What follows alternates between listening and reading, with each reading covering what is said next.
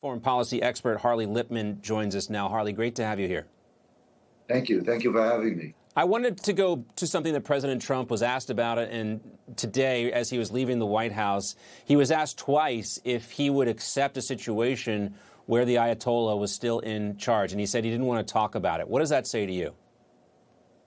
Well, I think they're trying to look at their options. The wars have unintended consequences, but this new successor, Ali Khamenei's son, Mujabi, is far worse than his father. He's more of a hawk, more ruthless. So the outcome is even worse. Again, speaking to unintended consequences. He is wounded. I think he does have a target on his back. I think he probably is a dead man walking because the Israelis have stated so themselves. And his choice was putting a thumb in the eye of President Trump. This was the extremists, led by the IRGC, to say, we're going to stay in there and we're going to resist. And we could talk about it, but they have a strategy which is very dangerous, and we have to be smart about how we're going to address their strategy. And what does that look like to you, being smart about how to address their strategy? Sure. Well, their strategy is we survive, we win.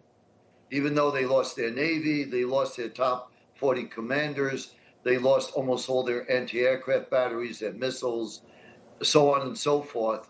But this is where they are. They're very clever. Their strategy is to try to manipulate the American people. They are watching the polls. They're doing everything to show the American people that this war is bad for America.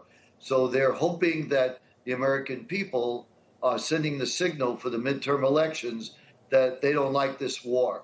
And so Iran is trying to manipulate, and they're doing a great job of it. Where they fail on the military battlefield, they excel in the disinformation war.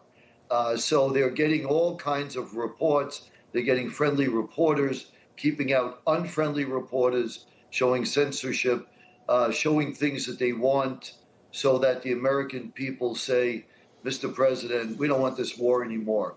And that would be very short-sighted, because this nation is obsessed with destroying the United States, saying death to America for 47 years. What's unclear about that? Yeah. They want to destroy America. And if we don't finish it now, we're going to have a far bigger problem later. Kicking the can down the road is never a good strategy. I want to play a clip for you here. This is the Minister of Foreign Affairs of Israel talking about Mujtaba Khamenei. So is Mujtaba Khamenei now a target for Israel? Well, you'll have to wait and see. Just going back to what you mentioned, Harley, I think we have seen Israel's capabilities to. And I reported on a story at the very beginning of the conflict that Israel had actually hacked into the security cameras around the IRGC's headquarters, and that's how they knew where the Ayatollah was when they took him out. And so this goes back to what you were saying about the new Ayatollah, why we haven't seen him. He is potentially a dead man walking. And not only that, but he lost when the raid hit his father, the ruler of Iran, and took out their top commanders. He lost his wife, he lost his father, he lost his mother, and he lost a brother. So this is a man seething with revenge, not someone that we think could be a partner for us. Yeah. So I know there's a lot of war weariness, and that a lot of people want this to get done. You know, wars are easy to start, but extremely difficult to end. And the sad part is that President Trump is mindful of the midterm elections, understandably, but the consequence of that is we could make a huge strategic error, just declare victory when it's not over yet. And if they could, and they'll continually fire on our allies in the Gulf. And what are we going to do about it? They need our help, and they're America's number one enemy. There is no country on the planet that is more obsessed with destroying the United States than Iran.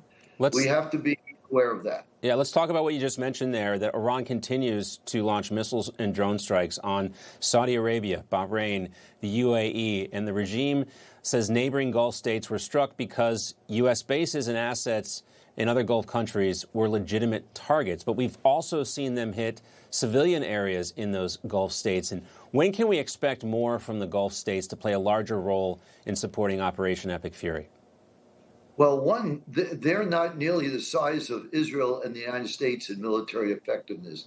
These nations have small militaries, and they're using their weapons. They're shooting down drones and missiles every day, almost every hour.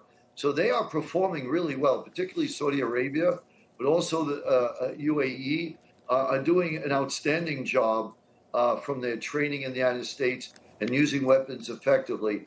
But you can get overwhelmed with drones, and again, if we don't help them, then Iran will be seen as winning this war, and it could be seen as a defeat for the United States.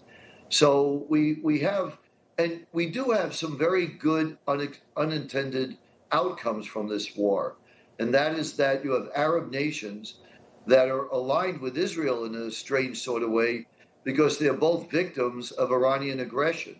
So I think the next step is where they can integrate their defense forces so that they can defend themselves and go on the offense when Iran reconstitutes their nuclear program and their missile program. That's why this job really needs to get done. You say when, but not if they do that.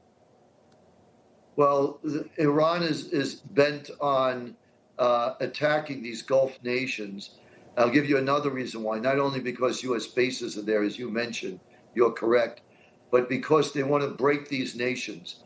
These nations represent Islam, Muslim tolerance. In the UAE, you have a synagogue, a church, and a mosque right next to each other, and everybody gets along. In Saudi Arabia, you have, capitalism. You have a thriving country. These are direct challenges to the dictatorship of Iran, which is religious clerics that want to take over the region and ultimately the world. So we have a choice to work with moderate Muslims who are friends and allies against radical Islamists who want to destroy us. We need to be on the side of moderate Muslims, and that's how we can win this war against radical Islam. Yeah, it's an important distinction between Muslims and Islamists. They are not the same. Harvey Lippman, thank you so much for being with us. Great to see you. My pleasure. Thank you.